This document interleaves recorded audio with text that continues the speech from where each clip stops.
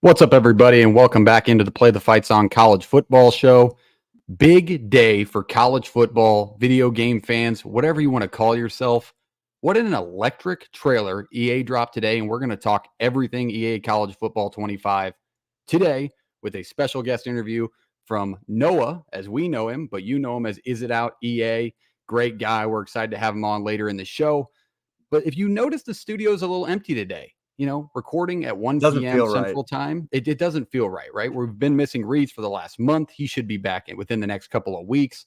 JP had some personal reasons to miss today, but he is here in spirit, and he will give you all of his takes next week. But, Jake, are we ready to go today? I mean, what a day. I mean, just all excitement around the room. Yeah, I don't think the Play the Fight Song show has had a two-man show in quite some time. I think me and Reese did one during one of the weeks during the season last year. Yep. Little Shaq and Kobe action. We're going to have to do a little Jordan Pippen style today. But, yeah, man, I think there's a lot to talk about. If you guys are new to the show, we appreciate you tuning in wherever you're tuning in at. We're going to talk all things college football. But, yeah, we're talking the biggest news that we've gotten in a while. I know it's May, and we have something really fun to talk about. And that's a great way to put it. If you're first time ever listening to the show, here's what it is. It's going to be pregame throughout the season. We're going to give you previews of every game. If you don't want to follow every team, like is Tennessee any good this year? You don't know. You don't care about the SEC, which is not most. But if that's you, we'll take you through it. We're the type of nerds that we're invested in every team every week. We watch all the games. We're going to tell you everything you need to know in August. All the preview magazines, we are divulged in them. I mean, we are in them. So we will get you the info you need. And it's a fan show. You want to give your perspective. You want to throw in a take.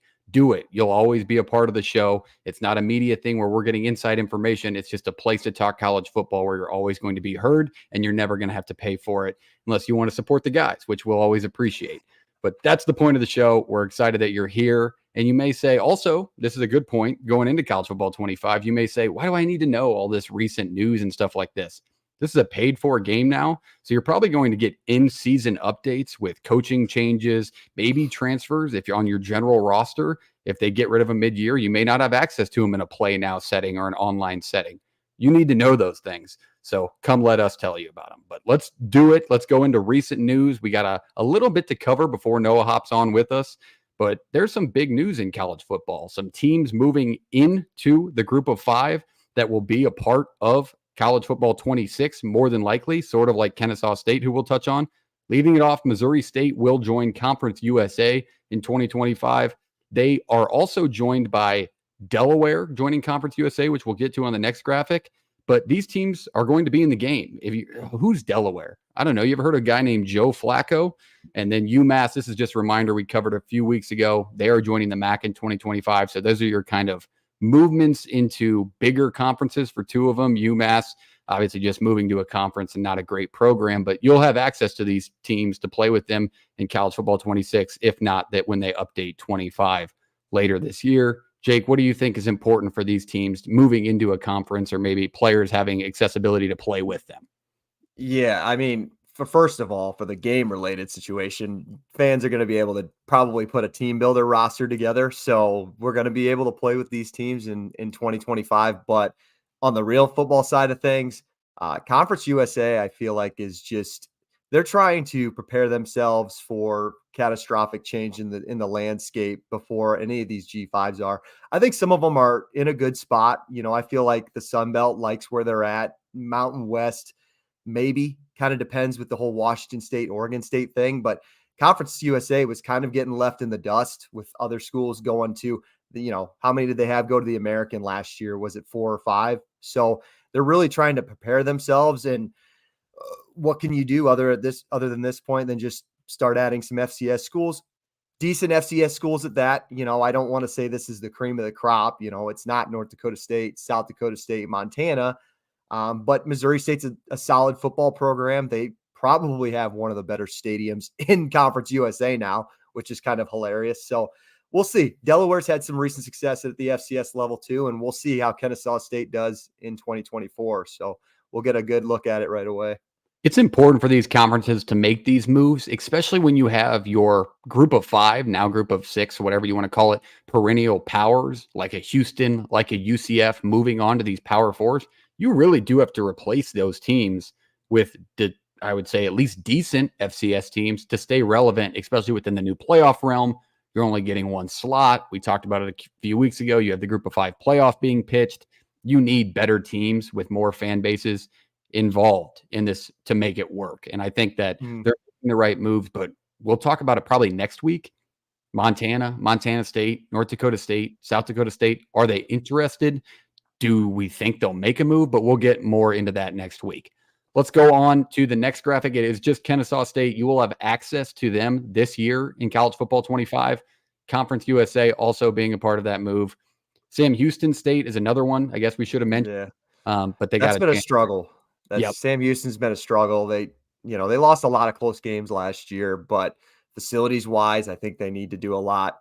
And obviously on the field, like they got to start recruiting at a little bit of a higher level. I do know Kennesaw State. I think Noah said when we chatted last, that's his team. Like he wants to make a dynasty with them right away. And I know he's not alone in that. Everybody's going to want to hop on this new team.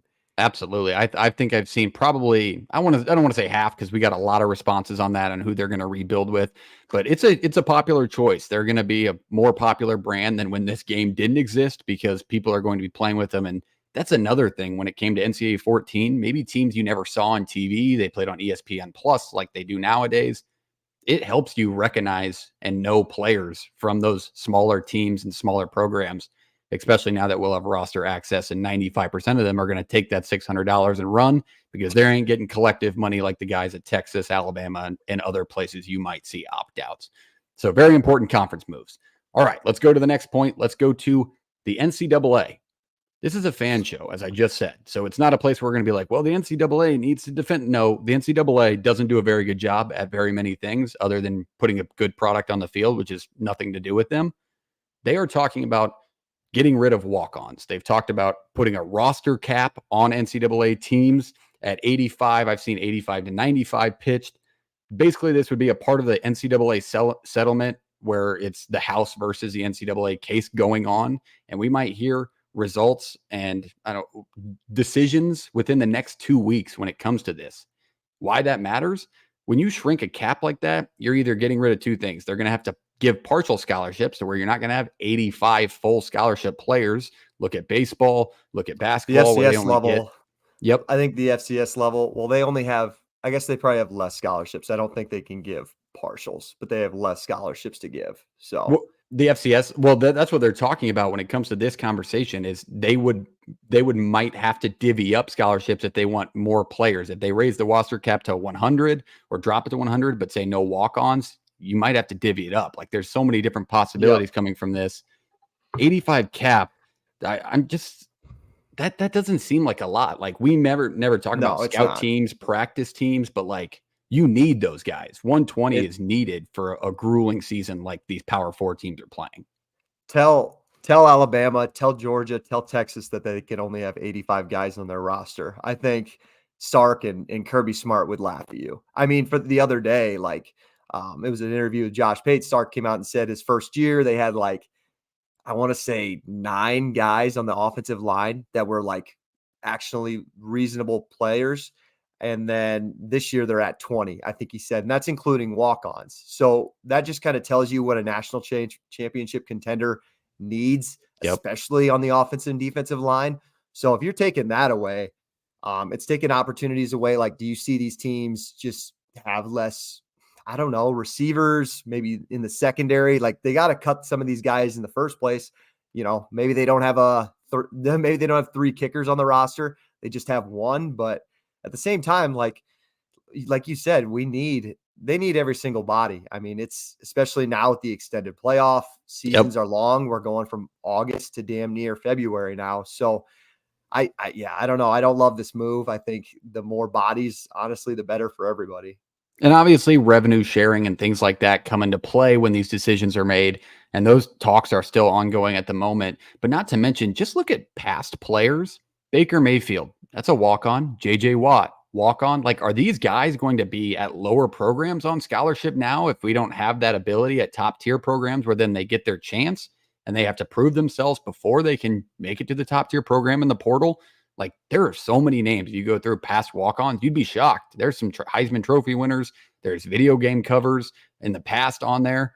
I mean, these players, they matter. But I mean, is there anybody else I'm missing, Jake? I said JJ Watt, Baker Mayfield, but there's a few more too. I I think Joe mean, Burrow, was he a there's walk on at Ohio State? no, Joe Burrow wasn't. Joe Burrow was a 3-star, but no, there's hundreds of guys that have been walk-ons. I mean, you see it like for instance, I'm an Iowa State fan. You see a walk-on make the roster and a starting lineup every year, especially in the state of Iowa, state of Nebraska, you kind of find these diamonds in the roughs. That's how they play it at small high schools. They don't get a ton of eyes as far as recruiting. And sometimes all they need is that walk-on chance. And these guys, they make the most of it. So you're kind of cutting that opportunity away from them too. Yeah, absolutely. I mean, walk-ons are a huge part of the sport, and they just keep getting rid of these small pieces that are staples of the sport. Like, what makes college football is maybe this guy's not getting stroked the league minimum $500,000 like in the NFL, but he's just there because he wants his chance, loves the game. You're taking that out of it. Like, that's what makes college football. And all of these pieces are just falling. I'm not sitting here saying, okay, we don't need to do revenue sharing. These players shouldn't be getting paid. I disagree wholeheartedly with that because they are very important. But there is staples of the game that we can't get rid of. Obviously, traditions and things won't ever go away. But the moves they've been making in the offseason are just going further and further away from what makes the sport great, in my opinion. Would I be far off in saying that, Jake? No, and I think if you ever tried to compare it to the NFL too and kind of say that the NFL does it, well, you kind of forget. I don't know on the top of my head, but doesn't the NFL have at least 20 practice guys on their roster? I think that sounds right. At the end of the day, these organizations still have, 100 guys on their roster that they can pull up, and then they don't have, like, college doesn't have access to free agency during the middle of the year. So if they have guys go down, you can't transfer until the end of the year in your winter cycle. So it's not like the NFL in that way. I know we're moving towards a lot of professional kind of assets towards the business side, but when it comes to players and personnel, you can't copy that to the NFL because it's just they don't have the same chances that those guys do. Yeah, that's spot on. Let's move on because we could probably go on this all day because how big these moves would be. But and not to mention, just going on that last point before we move on to Clemson and the transfer portal, dude, those practice players, maybe it's only 20 guys. They make like 100 G's a year still. Like, they're that important to the team where they're still getting getting compensated. paid. Yeah, they're not getting being dummies for free, but tackling dummies for free. That's for sure. So they're important. Keep an eye out on that. We'll keep you updated through what we learn. All right, to the next point, Clemson, one of the only teams to have no portal players from this last window. They did have 2 leave, and Dabo kind of talked about it in the last few days. There have been some articles released on it this morning, but they have the 11th ranked high school class coming in, which helps their case, but still no portal players seems kind of shocking because I think who were they joined alongside, Jake? It was like Air Force and Army. It's all the service academies. Yeah. There's Air Force, Army, and Navy. And then those Clemson, guys, a perennial power in college football. I mean, yeah. being in a conversation with the Air Force academies is genuinely shocking. But Dabo said it wasn't intentional, but they picked up no players. And I know you have info on this, Jake. You kind of gave us that great video of who won the portal, who lost the portal. Obviously, Clemson lost it. Take us through it. Yeah, and in my TikTok video that I made for you guys, I said LSU was a loser, and they didn't give up on the portal. They just picked up a defensive tackle from Grand Valley State. Now, it's not, something big and special as far as impact, but he's going to be another body. And we just talked about how important depth is for Clemson, man.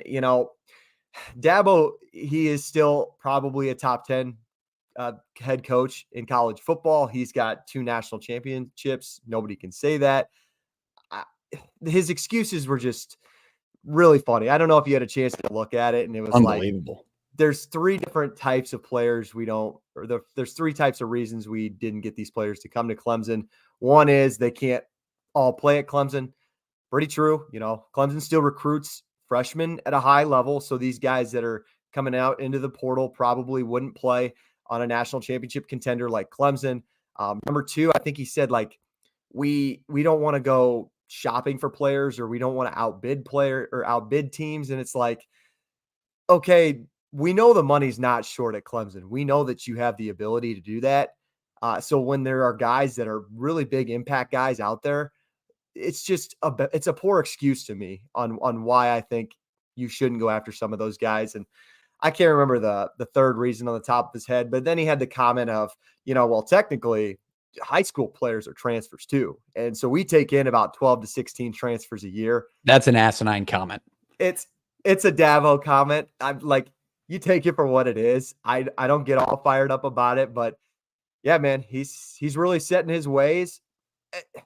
If they go out and win 10 games this year, I might not argue it. I don't even think the Clemson fan base will argue it, because Clemson wasn't like Alabama before Dabo Swinney came to town. So, where he took them from where they were, I think the fan base is still pretty happy with that, and they're not going to gripe. But, if you see him slide down to the middle of the ACC at 7 or 8 wins, yeah, I think the fan base is going to get a little fed up. And I get it. He is a very big personality, but you can't go out and say stuff like this. And at least you better back it up if you are. And if you have opinions on Dabo, drop them in, because I think it's kind of a middle ground that people take. There's some people that agree with us wholeheartedly. He's kind of getting left in the dust. You have to adapt with the changes that are coming. And it feels like Clemson took a massive step back from where they were winning national championships. But like, this is still a quality football team competing to win 9 or 10 games a year because of how well they're coached. And he's a good high school recruiter.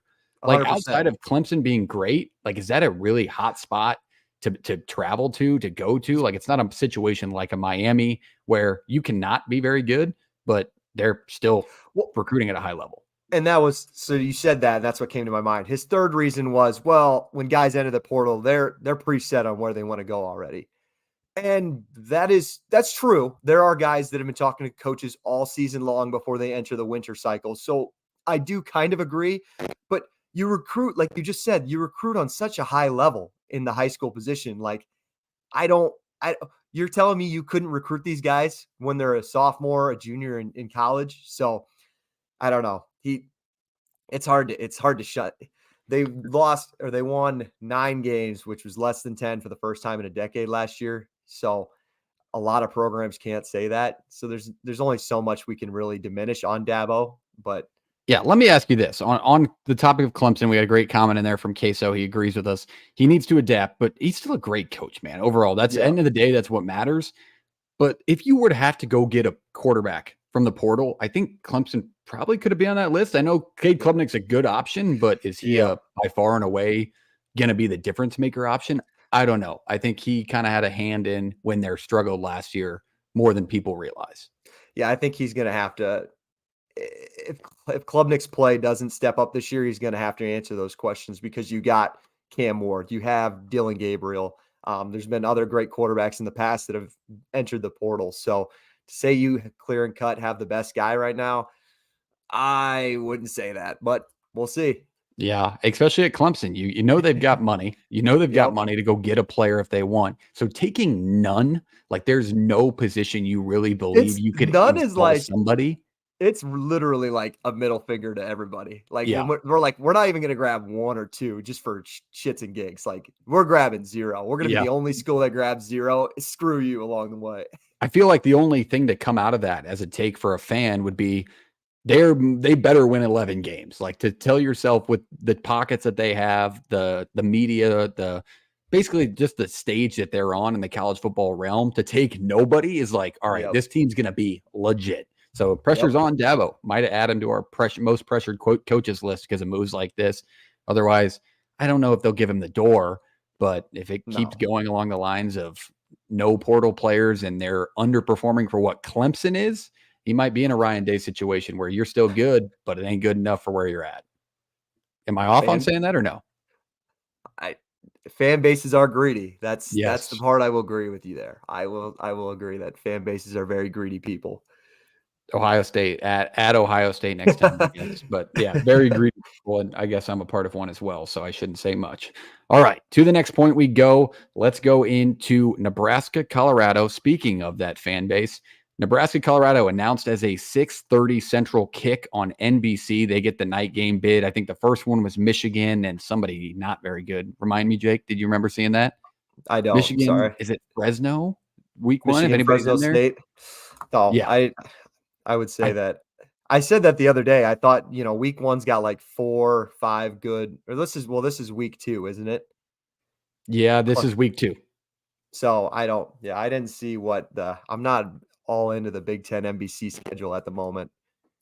Yeah, going back really quick, I don't want to leave Queso hanging. This is his place to speak. So Saban retired because he doesn't like the direction that college football is going. That's not a bad point. I don't know. I feel like Dabo is still hungry, though. Like Saban did what he did and it was gone down as the greatest college football coach of all time in 98% of people's books.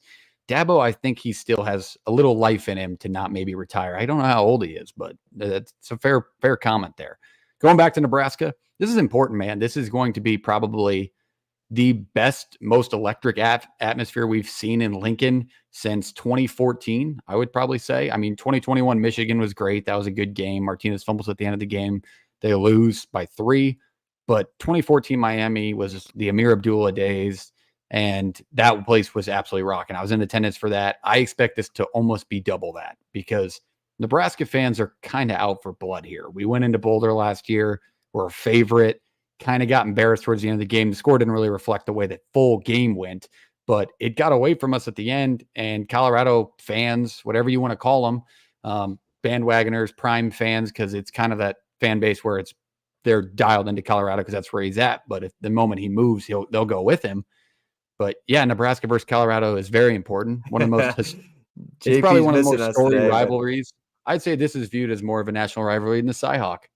I'll put that one out there. Oh, he's in the comments, and we got to take some shots back at him. But this is a very important game, and I've expected. I think cheapest tickets I saw for a good seat, not like where you can't see anything because those do exist in the 100-year-old stadium, was like $300-400, and I expected to go only up from here, especially as the hype builds. Because I paid $350 to be in Boulder last year, and it didn't go well. So I'm lucky to have season tickets. You asked for your money back?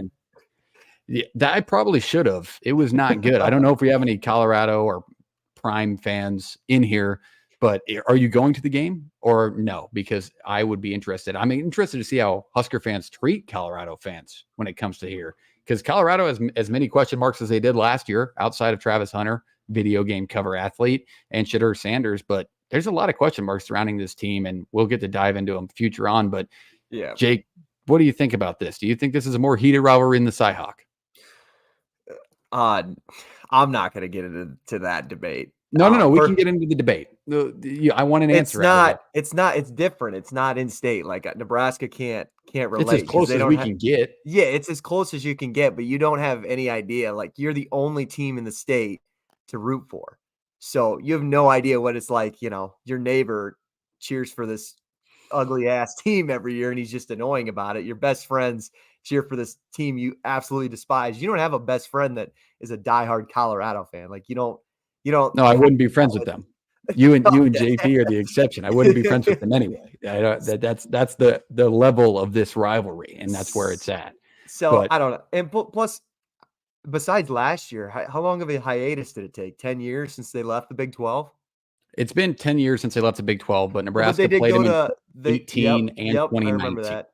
Okay, that's true. So they've been trying to get it back. I will say, too, I did look it up. It is Michigan and Fresno State week 1. So kind of a dud for NBC to throw, but they got to put something on there. As far as the TV ratings and everything like that, I do agree. I think this is a good game to put on. Obviously you're going to get the eyes just from the Colorado perspective, but it's going to be a good opportunity for Nebraska to show out in a night game, show their atmosphere on national television, kind of second year into the Matt Rule era. It's got a lot of good storylines, I think, from last year, just after Nebraska kind of, like you said, got smacked around in Boulder. So I personally actually am. I will be watching this game. There's no doubt about it. It'll be a good one. I mean, you got to think how important week 1 is for both teams. It's the first time Nebraska is playing a non-Power 5 team in week 1 since 2019. And then Colorado, on the other hand, has a big time primetime game against North Dakota State. I think it's important for Yeah. Colorado to win that to continue the hype for this, right? Yeah, absolutely. You definitely agree. And they're going to be playing on Fox that week. So they're always going to have these eyes, especially in September. And it's going to be the first time we see Nebraska. This is going to be their first real test because, they get UTEP week 1, not to diminish UTEP on this podcast, but We could diminish them. I'm so excited that we are not playing a Power 5 opponent week 1. I don't think people realize. or a I'm not conference saying it. opponent for that matter. Yes. Yes, 4 straight years on the road in conference is not something that you see often from teams. So I'm excited. I my biggest fear is, I don't know if people remember this, but when Scott Frost got hired at Nebraska in 2018, Nebraska was supposed to play Akron week 1 before they played Colorado, and Colorado beat them, and it got rained out. Like, Rain it got delayed. Yep. lightened. Yeah. And Iowa so it State got game that canceled. week did too. We always called it the Scott Frost curse. Like, that was the sign of what was to come of his tenure. But we need to play UTEP. So we need some sunshine, Jesus, and then we can be on our way and be 1-0 for the first time since 2019. And we have to be successful through that game. But going back to Colorado, I know you had put it in the notes. Cormani McClain going to Georgia. I mean, sorry, not Georgia. He wishes. Florida, which was a place he was originally scheduled to go to and very interested in. He transfers there. Buffs fans didn't react. They really don't think he's good, a culture fit, and he's not going to pan out. What did you think on his move, and do you think he'll make an impact on the toughest schedule in college football? Well, if you ask any Colorado fan, anybody that leaves, it's going to be a bust. Dylan Edwards wasn't a big loss to them either. And I'm not here to crap on Colorado because I do think they brought in some good pieces to kind of replace some of these guys. But he was a 5-star for a reason, guys. And if you don't pay attention to recruiting rankings, like, there's a reason only I think 20 of them get a 5-star ranking every single year. It's that these guys have legit first round, second round NFL capabilities. Now, if they put it together, that's one thing. But it's not like he got into like legal trouble or nothing. He just didn't go to class. He didn't go to practice. Sometimes, and especially nowadays, maybe you just need a kick in the butt. You need a fresh start to go and restart somewhere else. So I'm willing to give that to the benefit of the doubt. And to be honest, Billy Napier done a lot of nice things in the spring transfer portal. Like, he added the Zandamala kid, the 5-star offensive lineman. That I think the Rogers kid was the wide receiver from Arizona State last night. This team is quietly doing some nice things, and they've added some guys in the secondary too. So they're trying to shore up their defense for 2024. Yep. We've even said it on this podcast. You kind of diminish Florida because of the tough schedule next year. But when we get into previews, I think people are going to be surprised that this team could be better than what we're giving them credit for. And yeah, I don't think this is a win-lose situation. I think it's only an upside to bring in a kid like McClain. There's a plus minus to it as well, especially for Napier, because you're trying to pitch kids, hey, you're going to come play in almost a primetime game weekly here until about week 6 when we've only won 2 of them, because this schedule is literally murderer's row. And we've talked about it over the last few weeks, and we're going to talk about it when it comes to our SEC preview and Florida preview. But this might be one of the tougher schedules we've ever seen in college football. And to continue to get recruits of this level to come there while this is happening is absolutely insane. But that's it for recent news. What the moment you've waited for is actually here. Noah's in studio. We are excited to talk to him about the College Football 25 trailer that was released today. So let's bring him on here. Noah is the go-to guy for leaks, information, topics that have come with College Football 25. Noah, how are we doing today? Welcome to the show. Man, it's a great day. It's a great day for college football. It's a great day for everybody who's a fan of this game. Yeah, it's an absolute massive day for college football. Let's start it off. Let's go into what your initial takeaway was. Was it what you were expecting? Did they over-deliver? Did they under-deliver? Or did they give us exactly what we needed? To be honest, I wasn't expecting anything of what they gave us. I was really expecting less gameplay, less of that and more of like them telling us about the game, like with slideshows and still shots. We've got basically cinematic gameplay from the trailer. Yep. It was more than I would have ever thought that we would have gotten today in May. Yeah, I don't want to say I don't want to get too much into Madden because I know a lot of your audience and our audience are haters of it, but I know you're a guy who plays the game often. What did you think in comparison, just bringing this up now, of the trailer for Madden last year, maybe probably this year's, and this? Did you see a lot of similarities? Does it worry? Should the worrisome audience be worried? I mean, I don't know what everybody expected a football video game to look like. It looked like a football video game to me. You couldn't really see like what the gameplay is actually going to look like yet because we haven't seen from behind the quarterback. We haven't seen what a play art looks like or anything like that. But it looked like a football video game to me. Yep. I mean, obviously some of the best graphics we've ever seen. Some of the trailer, I couldn't tell if it was real life or the video game until I watched it back. I watched it about 4 or 5 times. Great point. And it was insane. That is absolutely what we need to lead into because we're going to show a clip here of our intro. It's an LSU running onto the field. It's LSU's real footage of them running onto the field. And we got to see a tiny little piece of that, which I put in twice in this clip. But Jake, just run it so we can breathe this in.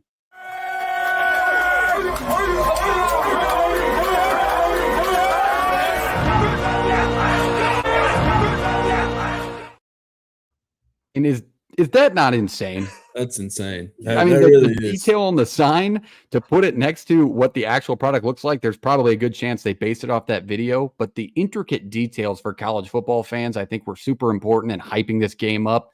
Jake, I'll kind of let you address the question here, but I think they delivered, right? Yeah, which one was the real life one and which one was the video game Yeah. there? I couldn't even tell. No, they did. And we talked about it and we'll pull up some of the screenshots later on. But I think what was the first thing I said to you, Parks, when you called me? It was like the details in the room, like when they were Boston College is touching the eagle or whatever that may be, when they're touching the gator at the swamp, like they have every detail from the surrounding like TVs on the wall to the door entrance that they have with their signage on it.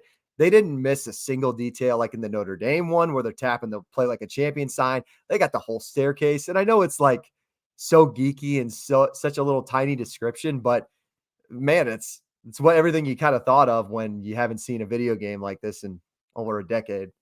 I know. It really was everything and more. Noah, next question down to you.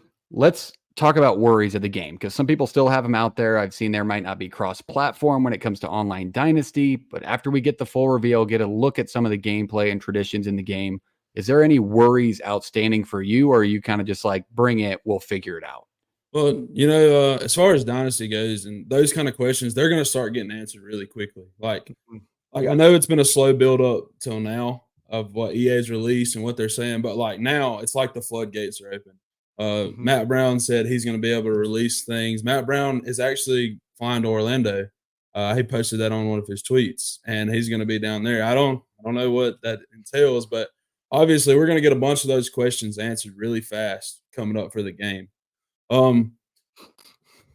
Worries that I have, you can't really answer those yet because like I said, you haven't seen gameplay. You haven't seen how your user is going to look on the field, how your user is going to move around. You haven't seen if this is going to be a big skill gap or if this is going to be like a 50-50 arcade style game. We haven't really dove into that to be able to see what that's going to look like yet, but that's definitely coming here pretty soon. So all those questions that we have will be answered pretty soon. Yeah, very important.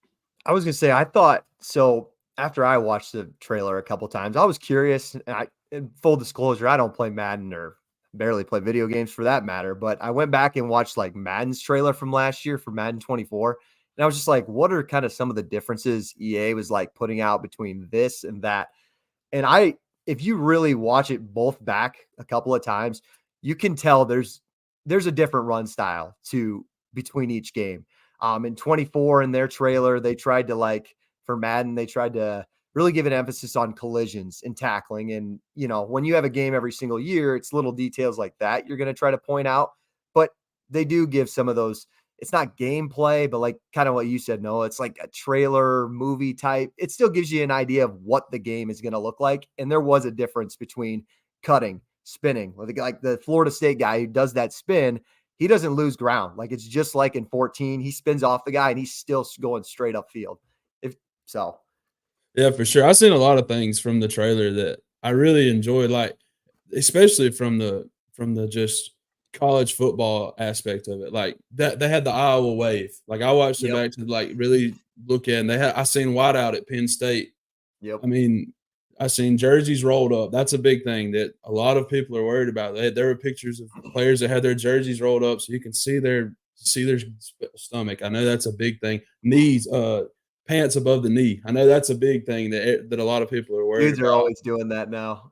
Yeah, and it just those. I feel like it really looks like to me like EA really looked at what people were saying on the internet, just like they did in their first trailer. They told you, we've been reading, we've been seeing what you've been saying. And a lot of things that people were worried about, I feel like they released them today.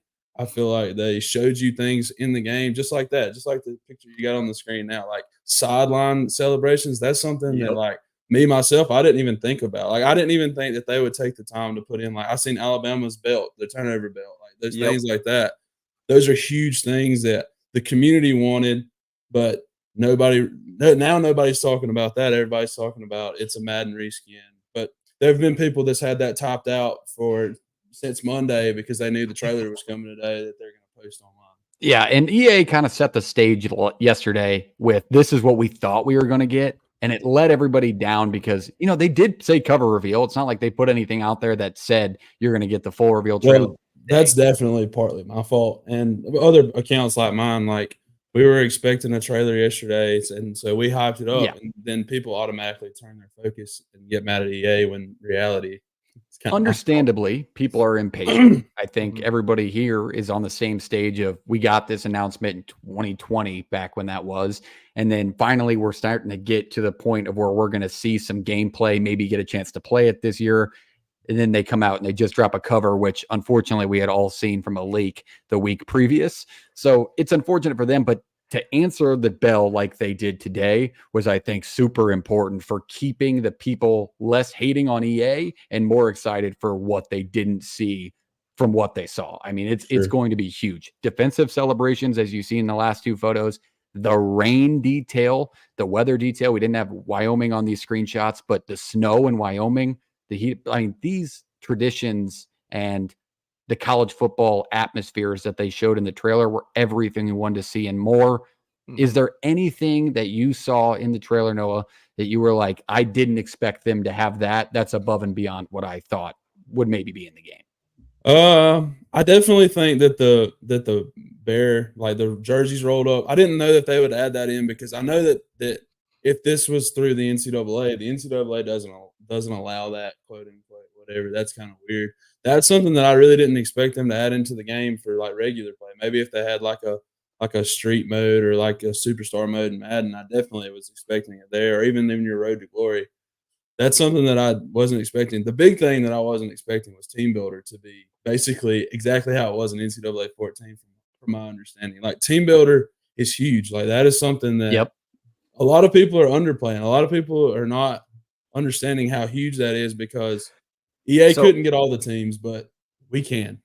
I was gonna say, so is it gonna be like what we did back when we were kids? Like you go on a website and build your team and then download it from there, or how does that? I haven't really looked into it all the way, but from what I understand and what I've been told, it's going to be like a true team builder with like crazy customization. And it's going to be awesome. It's big news. Go ahead, Jake. I was just gonna say, I'm wondering, like, I mean, our consoles have been so much more upgraded since the last time this game come out. Like, are we going to be able to build the team from the console? Or I don't know. Do you guys remember that? Like you go online, whatever it was, Team Builder, they had the same website from 09 to 14. And then you did everything from there. You edited the logo from Google Images and things like that. Like I went and created my high school team on there or something, or whatever dumb thing you wanted to do. I'm just wondering if it'll be easier, I guess, to make Team Builder teams this year. Yeah, do they have anything in that, like in Madden? Do they have anything that you have to go online to do, or is it mostly console editable items? In Madden, the customization is basically non-existent. They have some other teams, like they have some pre-made teams and uniforms that you can use, and then they have some pre-made destinations that you can go to. But I do know that on NBA 2K, they have a feature where you can create your own team and upload pictures. You just upload the pictures to your console and then you build the uniform in the game. I really don't know what that's going to look like. pretty sure that we will know very soon about Team Builder, because I know that's what everybody's question is going to be for the next until July. Yeah, because that's the way you get teams in the game that maybe aren't in it yet, like a North Dakota State, Montana. Like, you may have access to these teams because we remember them back when college football revamp first came out, or even the people who would upload the roster for NCAA 14. There are those nerds out there that know a lot more about computers than I do that we love. It's not a shot to call you a nerd. You're smarter than me, but they are very important still when it comes to building these team builder teams successfully. Last thing I want to ask you, Noah, excited for? What's the most excited for item? Obviously, you're not a massive Madden guy. You're obviously bigger into this game, but as a Madden player, is Ultimate Team really, I mean, are they just trying to grab the Madden audience, or is that really, do you think, going to be a focus for EA to continue this game? So I feel like Ultimate Team and Dynasty, you have two different markets that you're going for. I mean, obviously, if Ultimate Team was as bad as everybody puts it out to be, there wouldn't be anybody play it. They wouldn't have it in the game. So Ultimate Team is going to be in the game because there's people that want it in the game. But I also think that the Dynasty mode and even the Road to Glory was something that really surprised me today also. Yep. They said something about GPA, like the old 07, 06. You're gonna have to pass classes to play. Yeah. I had to pass classes and coach trust. And I even seen image and like what you do throughout the week. So they even took a deep dive into Road to Glory. So I feel like they really wanted to make different game modes. Like Madden is centered around Ultimate Team because that's what everybody plays, because franchise sucks. Nobody wants to deal with salary caps. Nobody wants to deal with all those things. Dynasty mode, you're building a team that you've loved your whole life, and you're getting these recruits, and it's just better than franchise. And I just feel like all those things are going to be completely different game modes instead of the game centered around one game mode. Yeah, that's, I think, a perfect way to put it. I think it's almost not a grip, but it's a way for them, as you mentioned our initial call, they expect to make, EA Sports wants to make what percentage of their Madden sales? You say like 15%? 15 to 30% was what Matt Brown reported. Right. And if that's what you think, if you don't realize how big the Madden audience is until you hear that and you've seen the hype there is for this game. But going back, Jake, I know you had mentioned, what year was it that they had rivalry trophies like this shown in the post-game celebration? Yeah, this was like before like the next gen console of like the Xbox 360. So like your regular Xbox, your PS2, when you were playing like 06, 07-ish, if you're winning rivalry games, like you'll see, like you could carry the BCS trophy off the field. You can carry the Cyhawk trophy off the field, whatever that may look like. Obviously from this picture, it looks like they're going to do that again, which I think is really damn awesome. And they didn't miss another detail on the rivalry trophies again. So yeah, they looked super good. Noah, let's go easy on this question. Your favorite rivalry in college football? Don't say the game. That's so basic. That's not our audience. What is your favorite rivalry in college football or trophy? The Iron Bowl. I mean, obviously. I'm a big time Auburn fan. Dumb question. Iron Bowl. I am kind of upset that we didn't get to see the eagle fly in the trailer. I definitely feel like that would have been a big thing. Maybe it's in the game. I don't know. I'm sure we'll find out. I would imagine with everything that we've seen today that definitely get to see the eagle fly around the field, but definitely the Iron Bowl is, in my opinion, the greatest rivalry in college football. What's the history? Why doesn't the Iron Bowl? Why don't they have a trophy? They do have a trophy. It's called the. They do? Yeah, I think it's called the Doak. No. This is Auburn trivia now. We're putting you on the hot seat. I don't know. They do. I've seen it before. I think we included it in our graphic of our preview of it last year, where we all, sorry to say it, we all wrote at Auburn off after they lost to New Mexico State. And then, man, that game is always competitive. That's a good one. That game, it doesn't matter if one is a national champion contender and one hasn't won a game. You never know. Every year. Yeah, that is a good game, and I should have obviously expected that coming, but Auburn, they'll get some love. It's a fan base that's strong and always apparent when it comes to anything college football related. So I think at NCAA 14, correct me if I'm wrong, Noah or Jake, they had the eagle flying in the pregame video, no? For sure. Yeah, so that one I expect to be in the game. I think there's more question marks around the smaller programs. If they have Wyoming in the game with the pregame tradition, I expect them to almost have every pregame tradition in the game. Did have a comment come through here from Queso. Best trophy is the Brawl of the Wild, but FCS teams are in the game. The Brawl of the Wild, that's a college football fan through and through to know that exists. We have a graphic going College out game here. day last year, wasn't it? They went to there. Yeah, that's what I thought. College game day's dying off too. That should be in the game though. We saw another thing announced was the announcers. It's only going to be Fowler and Herbstreit on marquee matchups. The other ones, Pollock, Palmer, and Reese Davis are going to be the majority of the games. What do you think, Noah? You like that? I really enjoy that. I definitely really enjoy that because Madden definitely you just mute the commentators. I mean, after you've been in there one time, it's over with, which that happens when anybody who plays the game a lot. But with two different complete casts and obviously different commentary points, you're going to have a lot more substance there to be able to play and continue, and then really want to build your dynasty team up so that you can hear Kirk Herbstreit and Chris Fowler. I think Madden does a nice job of this. Don't they update like the commentary though as the season's going along? Yes, so, the commentary does get updated, but there again, it just doesn't have the same feel. It's just not the same feel as like someone that you're used to seeing on Saturday when you're watching football or like a big time game that you see every Saturday. All right, that wrap. Go ahead, Jake. I'll let you finish. I was just gonna say it might be too much work, but I hope that they do that with like Herbstreit and Fowler. I don't know if they'd get Herbstreit and Fowler to do it because it sounds like they've been already putting a ton of hours in. But man, 2 years worth.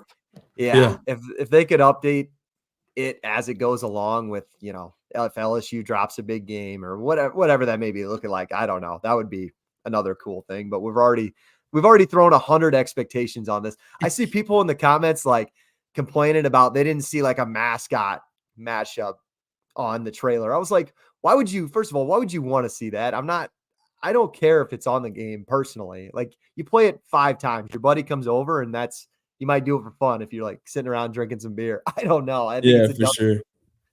It's definitely a game mode that there's another one of those small markets that don't know. It's just everybody wants their favorite thing in the game. And then we forget about all the other great things that are in the game. But there's still so much to see. I'm so excited to see what else comes in the coming weeks even.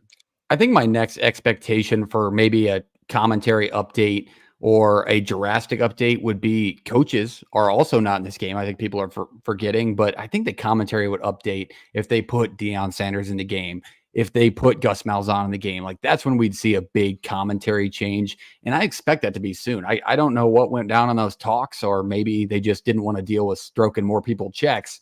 But I don't think that coaches would require a check, no, or maybe the school asked that. What do you think, Noah? I mean, I definitely think that EA's thought process is we're going to have about 12,000 people. I think it's right around 12,000 people that they had to get signed up, be able to get their NIL and get them paid to get them in the game. And I feel like coaches will be just so much easier.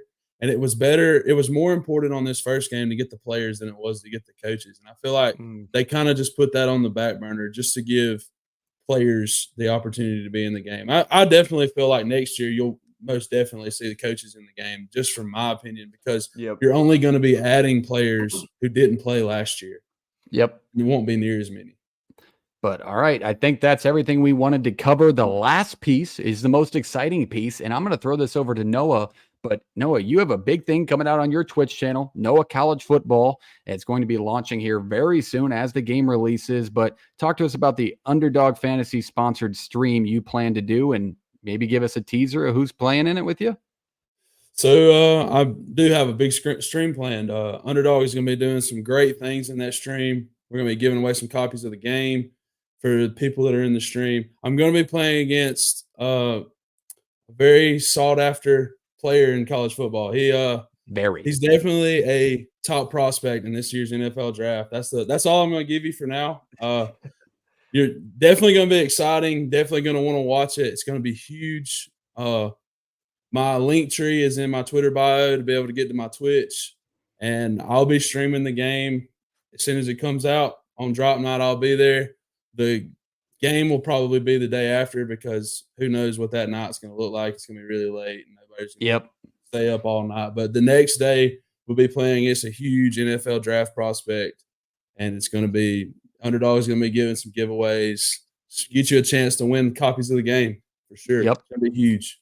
And that's very important because these exclusive copies of the game, which you have to purchase by then, but this ain't cheap. I think that they're going to make more money off this than maybe EA realizes. But let's get to finish it off. Let's get your early prediction. Obviously, you've never seen said player play the game, and neither of you.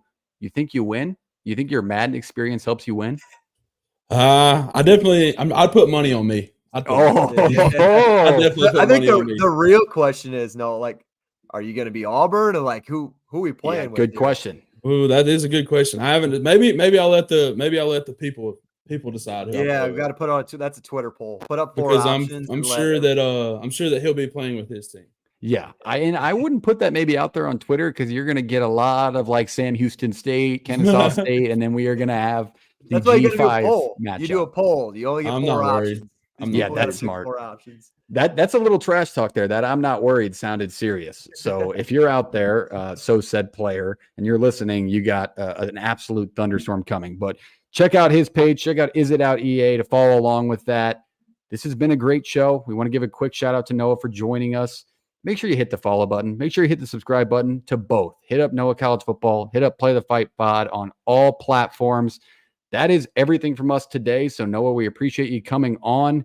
It's been a great episode, and we will see everybody next week. Jake, do you want to take us away here? Yeah, I was going to say, we're heading out. Play it!